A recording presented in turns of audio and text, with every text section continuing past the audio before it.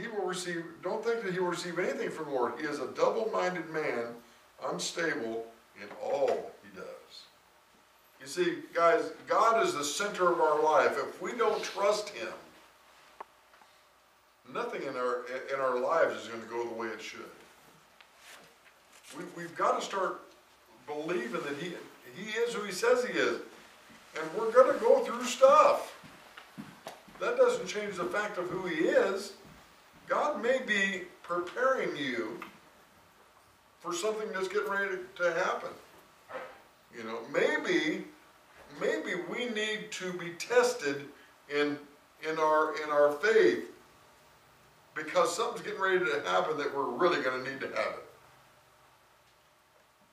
We need to experience some things like boot camp so we can be ready for war itself, because it's coming.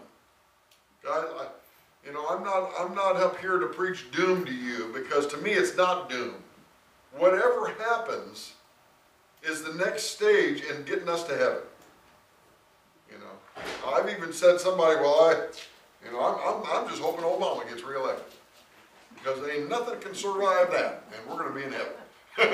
You know, so it depends on how you look at stuff. You know what I mean? But the world is, I mean, the whole Middle East is at war with itself. I mean, God's chosen people, there's a country that wants to annihilate them from the earth. Do you realize what that means? Somebody is coming against God? Guys, big stuff is right now getting ready to happen. Big stuff. We have no clue. Our little minds don't even know the full measure of what it means for somebody to attack Israel. But I do know one thing, man. Israel ain't going to lose. God's people are not going to be destroyed. There'll be massive bloodshed. The Bible talks about blood being up to the horse's bridle.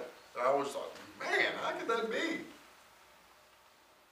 Hundreds of millions of people annihilated. And when they start lobbing them nuclear things around, man, that's serious stuff. Get ready, though. Get ready. We've had terrorists on our shores, obviously, for a long time. Can you imagine what it would be like if they had nuclear weapons? Amazing. And here we won't even seal up our borders. God does not tempt us. So check this out in James 1, verses 12 and 15. Blessed is the man. I don't know about you, but I want to be blessed. I wish there was another way of making it happen other than James 1. You know, because James 1 is about all the stuff that we've got to go through here on this earth. Trials. And it comes wave after wave. I just told you that. I wish there was another way. But God says in his word, this is what's going to happen. Be prepared for this. Blessed is the man who perseveres under trial. We just read in James 1, 2, and 3. Blessed is the man who doesn't throw up his hands and run off and bow down to the enemy or bow down to terrorist leaders. Blessed is the man that perseveres under trial, who stands up for godliness. Because when he has stood the test, when he has said no to that ungodliness, he will receive the crown of life that God has promised to those that love him. Wow. I tell you guys, my mind has not fully grasped what that means. That the decision that we make here on this earth has led us to where God is going to say, enter in. And to be in heaven, simply because of a decision that we made here on earth, just as, wow, I mean, is it true? says it is, so it is. But that we're going to be together forever. Forever. I mean, we're going to go through some tough stuff for a while down here, but we're going to be together forever, where there won't be any more trials. You know, there won't be any more persecution. There won't be any tears or sorrow. Man, I can't wait to get there. But I sure do want as many people as possible to go with us. And so we've got a big job, guys, of being that light to this world while we're here. We're going to go through trials, and guess what? The world is watching us go through them. How are they going to react to how we're reacting to the trial? Because if this Jesus thing really works, our lives should prove that. We should be living testimonies of what God's power is.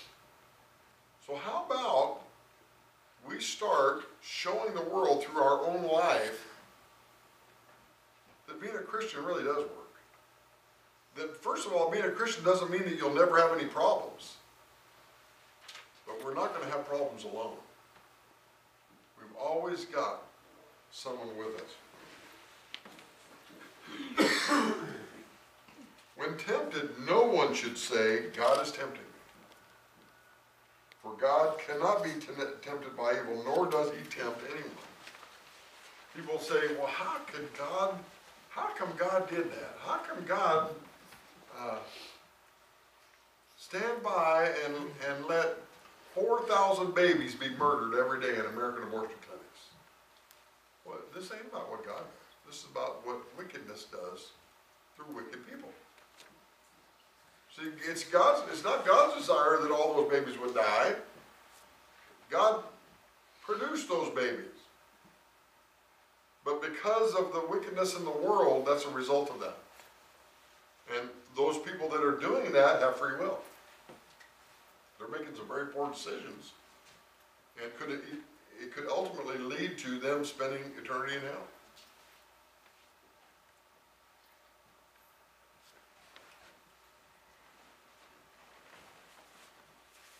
But each one is tempted by his own evil desire. He is dragged away and enticed. Remember I said sin is fun for a season? Then, after desire has conceived, after you work through this thing and let it run its course, it gives birth to sin, and sin, when it's full grown, gives birth to death. That's why I'm so worried about Sean.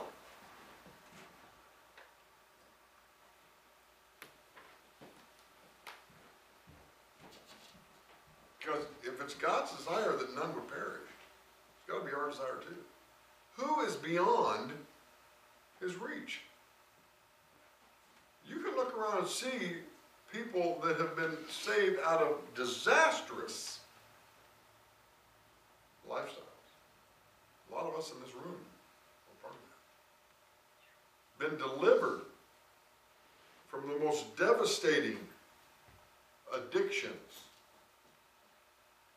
There's no one beyond his reach, but every one of us has free will. James chapter 1 verses 19 to 22. It just continues to go on. My dear brothers, take note of this. Everyone who's left out. Everyone should be quick to listen. Why do you think God gave you 2 ears and 1 mouth? Right? Everyone, that's not leaving anybody out. Quick to listen, slow to speak, and slow to become angry, even on the freeway. I do it too, that's why I can do this with it. For man's anger does not bring about the righteous life that God desires. And we know that too when we do these things. Say, man, I wish I hadn't let that get to me like that, you know? Therefore, so when it says therefore, it means because of that. So because of what we have just read, get rid of all moral filth and the evil that is so prevalent, and humbly accept the word planted in you, which can save you. That means that we may not understand all about what's in this Bible, but we need to accept all what's in this Bible. We're not smart enough to be able to